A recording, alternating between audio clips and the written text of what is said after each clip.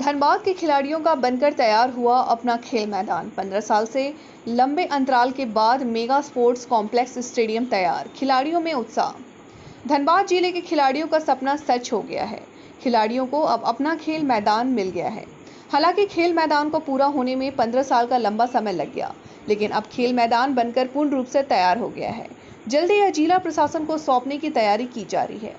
15 साल में mega sports complex stadium बन पाया। कई उतार चढ़ाव के बाद यह स्टेडियम बना है। 15 साल के लंबे इंतजार के बाद धनबाद के खेल प्रेमियों, खिलाड़ियों और आम लोगों का सपना सच होने वाला है। धनबाद के मेमको मोड़ में बन रहे मेगा स्पोर्ट्स कॉम्प्लेक्स स्टेडियम बनकर तैयार हो गया। कोरोना काल के बाद आम लोगों के भी खोल दिया जाएगा। धनबाद में स्टेडियम नहीं रहने से खिलाड़ियों के साथ साथ आम लोगों को भी परेशानी का सामना करना पड़ता है। अब धनबाद के खिलाड़ियों के प्रतिभा में निखार आएगी। खेल की प्रैक्टिस के लिए अब BCCL, टाटा और रेलवे स्टेडियम के ऊपर निर्भर नहीं होना पड़ेगा। स्टेडियम करीब बनकर तैयार है, थोड़े बहुत ही काम बाकी रह गए हैं। इसके निर्माण में करीब 15 साल लग गए। आखिरकार 15 साल के लंबे समय के बाद धनबाद के मेमको मोड़ के mega sports complex Birsa Munda stadium बनकर तैयार है। इसका निर्माण कार्य पूरा हो चुका है। अब बस थोड़ा रंग रोगन का कार्य बाकी है, वह भी जल्द पूरा कर लिया जाएगा। इसके बन जाने से धनबाद के खिलाड़ियों में काफ़ी उत्साह देखा जा रहा है। धनबाद में राज्य सरकार स्टेडियम नहीं होने के कारण धनबाद में बड़े स्तर पर कोई खेल प्रतियोगिता नहीं हो पाती है, क्योंकि यहाँ BCCL, टाटा और रेलवे के स्टेडियम तो हैं, लेकिन वे समय की उपलब्धता नहीं होने के कारण नहीं मिल पाता। अंतर्राष्ट्रीय फुटबॉल खिलाड़ी संगीता कुमारी कहती हैं कि एक फुटबॉल खिलाड़ी के लिए एक अच्छा ग्राउंड होना बहुत ज़रूरी है। फुटबॉल के लिए मैदान ही महत्व बहुत बड़ी है। एक समय से तो ऐसा लग रहा है कि धनबाद में स्टेडियम निर्माण का कार्य अधर से लटक जाएगा। झारखंड बनने के बाद पहली बार 2006 में स्टेडियम के लिए 4 करोड़ रुपए लागत की निविदा निकाली गई थी और काम शुरू हुआ, लेकिन संवेदक के काम को बीच में ही छोड़कर चला गया। उसके बाद निर्माण को लेकर कोई पहल नहीं हुई। फिर 2019 में सरकार ने पहल की और 10 करोड़ रुपए की खर्च होने के बाद आखिरकार इतने डालों के बाद निर्माण कार्य संपन्न हुआ। अब बहुत जल्द आम लोगों के लिए इसे खोल दिया जाएगा। धनबाद विधायक राज सिन्हा भी स्टेडियम के तैयार होने के बाद बेहद उत्साहित हैं, नजर आ रहे हैं। उन्होंने कहा कि जब मैं चुनाव लड़ रहा था उस समय स्टेडियम का निर्माण मेरी प्राथमिकता में शामिल थी। निर्माण कार्य रुके रहने से कई बार विधानसभा में स्पोर्ट्स कॉम्प्लेक्स का मामला उठाया। एस्टीमेट कमेटी के मेंबर होने के नाते विभाग से जुड़े सचिव लेकर लेवल के अधिकारियों के साथ कई बार बैठक की। विधायक ने कहा कि तत्कालीन मुख्यमंत्री रघुवर दास के साथ हेलीकॉप्टर से रांची से धनबाद आ रहा है। इस दौरान हेलीकॉप्टर उसी रूट पर था। ऊपर से अर्ध निर्मित स्पोर्ट्स कॉम्प्लेक्स को दिखाया, जिसके बाद उन्होंने तत्कालीन खेल मंत्री से बातचीत कर इस और सकारात्मक पहल की। उन्होंने कहा अब बस स्पोर्ट्स कॉम्प्लेक्स के उद्घाटन का इंतजार है। उद्घाटन के बाद यहाँ के खिलाड़ियों को काफ़ी फायदा मिलेगा। फुटबॉल के लिए एक अच्छा ग्राउंड बहुत मायने रखता है, क्योंकि हम लोग का जो गेम है वो ग्राउंड से जुड़ा हुआ रहता है। ऐसे नहीं कि हम लोग हाथ में या क्रिकेट जैसे हाथ में या वगैरह वगैरह छोटा सा पिच मिल जाए तो काफ़ी, वैसे नहीं।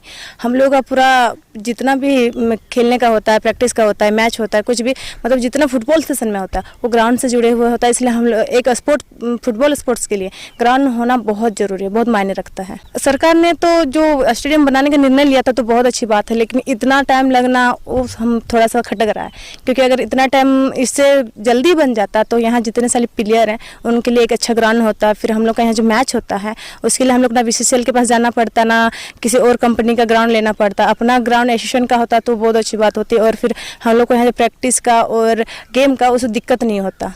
और ये ग्राउंड हमारे जिला एसोसिएशन को मिल जाती है तो यहाँ पे हो सके नेशनल करवा सकते हैं या जो लीग चलता है वो सब करवा सकते हैं, क्योंकि हमारे एसोसिएशन के पास एक भी ग्राउंड नहीं है। जो एसोसिएशन का ग्राउंड होना चाहिए वो एक भी नहीं है। तो मैं रिक्वेस्ट करती हूँ हमारे यहाँ से जितने भी अधिकारी हैं सबसे रिक्वेस्ट करती हूँ कि प्लीज़ ये ग्राउंड हमारे जिला एसोसिएशन को दीजिए, ताकि यहाँ इस क्षेत्र के लिए सब बहुत बड़ा स्टेडियम है। हजारी ये आपको धनबाद के लिए आसपास का वही खेल वगैरह हो सकता है। और वर्षों के बाद लगभग 12-13 वर्षों के बाद ये कंप्लीट हुआ। फर्स्ट फेज में अधूरा आधा हुआ था, सेकेंड फेज में कंप्लीट हो गया। अब कोरोना के चलते 2 महीना रुका हुआ था, नहीं तो 2-3 महीने में ये हैंड ओवर हो जाएगा। इतना लंबा खींचने का था कि पहले पार्ट जो एस्टीमेट बना वो कंप्लीट एस्टीमेट नहीं बना था। फर्स्ट पार्ट में अधूरा एस्टीमेट से काम शुरू हो गया था। फुल फ्लेजेड एस्टिमेट एक बार बनना चाहिए, जिसके कारण वो आधा बना, फिर वो कॉन्ट्रैक्टर भाग गया।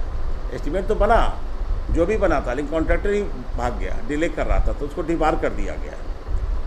उसके बाद फिर नया सिरे से एस्टिमेट जो रिमेनिंग वर्क का बना वो कंप्लीट हुआ। देखिए, मैं जब चुनाव लड़ रहा था तो 2-3 काम प्रायोरिटी पर था मेरा, जो कैसे धनबाद में एक तो विश्वविद्यालय था, एक मुनिडी के पास मुनिडी चंदन क्यारी को जोड़ने वाला पुल था, कपाट घाट पुल, और ये जो एक मेगा स्पोर्ट्स कॉम्प्लेक्स जो नेशनल गेम के समय बना था वो आधा अधूरा बना था, और उतने पैसे करोड़ों खर्च करने के बाद वो सारे बर्बाद हो रहे थे। तो मैंने यह भी सोचा था कि इसको भी कराऊंगा, और लगातार इसके लिए भी हमने विधानसभा में प्रश्न, विधानसभा में ध्यानाकर्षण, बल्कि मैं खुद एस्टीमेट कमेटी का मेंबर था, तो जब टीम धनबाद आई दौरा में तो मैं टीम के साथ वहाँ गया था। इसके अलावा अरूप चटर्जी जी भी एक कमेटी के मेंबर थे, उनके इस कमेटी को भी मैं लेके गया, लगातार 2-2 बार कमेटी को ले गया। इसके अलावा रांची में जो विधानसभा के अंदर जो समीक्षा होती है स्टेट लेवल का, उसमें हमने सचिव के साथ यहाँ के बिल्डिंग डिवीजन के एग्जीक्यूटिव इंजीनियर को बुलाया गया था, डीसी को बुलाया गया था इसके लिए, इवन डीसी और बिल्डिंग डिवीजन के एग्जीक्यूटिव सबको रांची बुला करके इसको कि कैसे इसका सॉर्ट आउट हो, क्योंकि फिर से इसको रिवाइज्ड एस्टिमेट करके लगभग 3-3.5 करोड़ का एक्स्ट्रा इसमें एस्टिमेट देना था, फिर से उसको पास करके और फिर से खड़ा करना था टेंडर करके, फिर से नया सिरे से, क्योंकि वो ठेकेदार छोड़ छाड़ के चला गया था। तो सारी परिस्थितियां थी, बहुत इसमें संघर्ष हुआ। एक बार मैं माननीय मुख्यमंत्री जी, तत्कालीन मुख्यमंत्री रघुवर दास जी के साथ रांची से धनबाद आ रहा था किसी कार्यक्रम में, हेलीकॉप्टर में भी साथ था, संजोग से हेलीकॉप्टर उधर ही से गुजरा, तो हमने उनको दिखाया कि देखिए सर, यही वो जो मेगा स्पोर्ट्स कॉम्प्लेक्स जिसकी मैं चर्चा करता हूँ अक्सर आप लोगों से, और जो विधानसभा में भी इतना ध्यानाकर्षण में भी आया, सब देखिए सर यही है, ये बना हुआ बर्बाद हो रहा है सर। तो देख के तो ऊपर से बोले कि बड़ा अच्छा है जी, हम देखते हैं, बात करते हैं अमर से। फिर वो उनका भी आया बातचीत, अमर बावरी जी से भी हुई, और करते करते मतलब कि 1-1.5 साल के प्रयास के बाद यह जा करके यह मेगा स्पोर्ट्स कॉम्प्लेक्स का फिर से उसका सैंक्शन हुआ, उसका रिवाइज एस्टिमेट पास हुआ, उसमें पैसा आया, और तब हमने कार्य का शुरुआत किया, और आज वो कार्य पूर्ण हो रहा है। उसके पहले उस स्थल पर हमने अपने विधानसभा का कार्यकर्ता सम्मेलन किया है, माननीय परम पूजनीय मोहन भागवत जी का बहुत बड़ा कार्यक्रम उसमें हुआ था, जिसमें माननीय मुख्यमंत्री जी भी आए थे, तत्कालीन मुख्यमंत्री आए थे।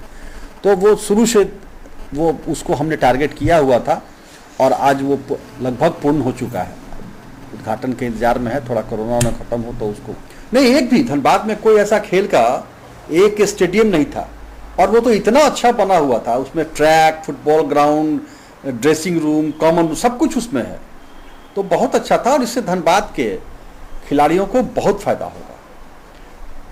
जो खिलाड़ी खेल रहे हैं, जो ट्रेनिंग ले रहे हैं, ट्रेनिंग देने वाले लोगों को इससे फ़ायदा होगा, एथलीट्स को फ़ायदा होगा, फुटबॉलर्स को फ़ायदा होगा, हर तरह से। और ऐसे भी वो धनबाद का एक एसेट होगा वो मेगा स्पोर्ट्स कॉम्प्लेक्स।